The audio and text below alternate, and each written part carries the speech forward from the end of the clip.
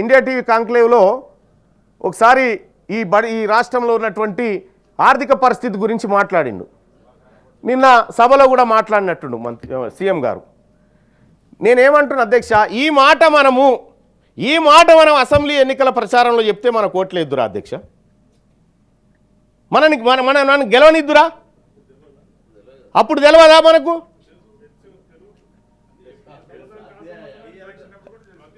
నేనేమంటున్నా అధ్యక్ష, ప్రజలు ఆశపడతారు అధ్యక్ష.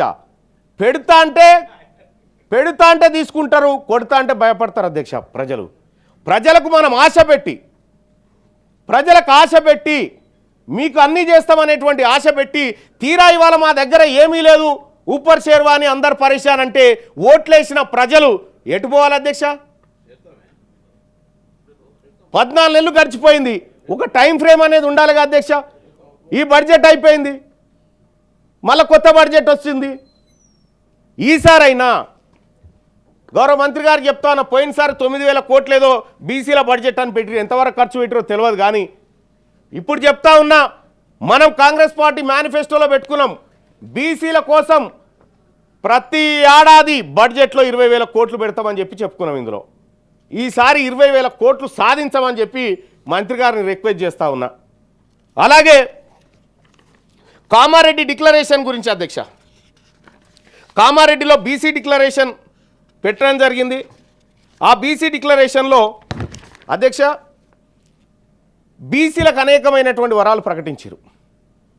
42% రిజర్వేషన్, ఇందులో కాంట్రాక్టులలో బీసీ కాంట్రాక్టర్లకు ఇస్తా అని చెప్పారు అధ్యక్ష. మరి ఇప్పుడు జరుగుతున్నటువంటి టెండర్లలో బీసీ కాంట్రాక్టర్లు ఈ ప్రభుత్వానికి ఎందుకు కనిపిస్తలేరు? లేరా? ఉన్నారా? ఇక సప్లాన్ పెడతామని చెప్పారు అధ్యక్ష. మహాత్మా జ్యోతిబా పూలే బీసీ సప్లాన్ తీసుకొస్తామని చెప్పారు. సప్లాన్ కాదు, కేటాయించిన నిధులే ఖర్చు పెట్టినట్టు కనిపించట్లేదు అధ్యక్ష. ఇక సపరేట్ ఎంబీసీ వెల్ఫేర్ మినిస్ట్రీని తీసుకొస్తా అన్నారు. సరే, ఎంబీసీ అయినా బీసీ అయినా మా అన్ననే కాబట్టి మాకే ఇబ్బంది లేదు. ఇదే కామారెడ్డి డిక్లరేషన్లో అధ్యక్ష ప్రతి మండలంలో బీసీ గురుకుల పాఠశాల పెడతామని చెప్పారు. అదెటు పోయిందో? ఎలక్షన్లు ఏది సొసైటీలకు ఎలక్షన్లు కండక్ట్ చేసి 10 లక్షల రూపాయలు ప్రతి సొసైటీకి ఇస్తామని ప్రభుత్వం చెప్పింది అధ్యక్ష. అలాగే ముదిరాజులను బీసీ డి నుంచి బీసీ ఏకు తీసుకొస్తామని ఈ మేనిఫెస్టోలో పెట్టినటువంటి అంశాలు అధ్యక్ష.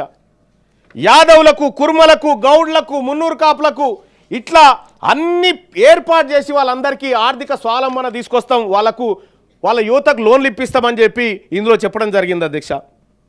పద్మశాలిలకైతే మెగా పవర్ లూమ్ క్లస్టర్లు జగిత్యాల, నారాయణపేటలో, భువనగిరిలో ఏర్పాటు చేస్తామని చెప్పినాం.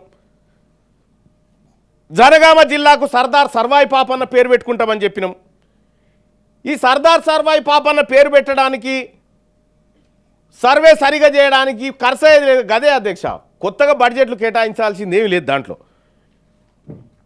ఇక విశ్వకర్మలకైతే టూల్ కిట్లు ఇస్తామని చెప్పినాం. ఇవన్నీ బీసీ ప్రజలకు మనం హామీలు ఇచ్చి తీరా మన దగ్గర లేవు, మనది ఊపర్ షేర్వాని అందరు పరేషాన్ అని చేతులు లేవడితే బీసీ ప్రజలు ఏమైనా పిచ్చోళ్ళా? ఇవాళ ప్రాజెక్టులకు అంచనాలు పెంచుకోవడానికి డబ్బులుంటాయి, ప్రాజెక్టులకు కట్టుకోవడానికి అంచనాలకు పెంచుకోవడానికి డబ్బులు ఉంటాయి. కానీ బీసీల దగ్గరకు వచ్చేసరికి ఇవన్నీ ఇవ్వడానికి ఊపర్ షేర్వాని అందరు పరేషాన్ అంటే ఎట్లా? గవర్నర్ గారి ప్రసంగంలో చాలా ఎవరు రెడీ చేసిరో డాక్యుమెంట్ చాలా తెలివిగా రెడీ చేసిరు, ఎవ్వరికి దొరకకుండా చిక్కకుండా మంచిగా రాసుకొచ్చిరు ఇలా. కానీ రేపు పొద్దున పెట్టేటువంటి బడ్జెట్లో కూడా గౌరవనీయులు మంత్రివర్యులు మా అక్కకు చెప్తా ఉన్నా, అక్క బీసీ మహిళలకు కూడా మహిళా కోటాలో వాటా దక్కాలే. ఇవాళ మన లెక్కలేందో తెలుస్తూ ఉన్నటువంటి సందర్భంలో ఈ అంశంలో తెలంగాణ రాష్ట్ర అసెంబ్లీ తీర్మానం చేసి పంపాలి.